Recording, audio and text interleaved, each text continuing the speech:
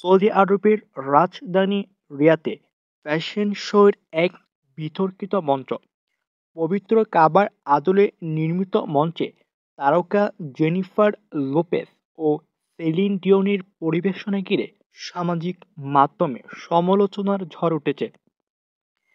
13 November Lebanese fashion designer এলি সাবের কেরিয়ারের ৪৫ বছর পূর্তি উপলক্ষে আয়োজিত হয়েছিল জমকালো অনুষ্ঠান। সেখানে নাচ, গান এবং ফ্যাশন শোয়ের মিশ্রণ দেখতে পান দর্শকরা।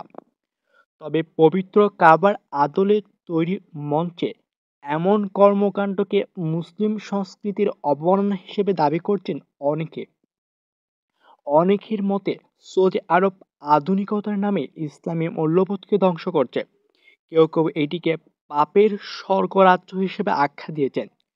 অন্যদিকে সমর্থকরা মনে করছেন এই পরিবর্তন দেশের অর্থনীতির নতুন দিক উন্মোচন করছে।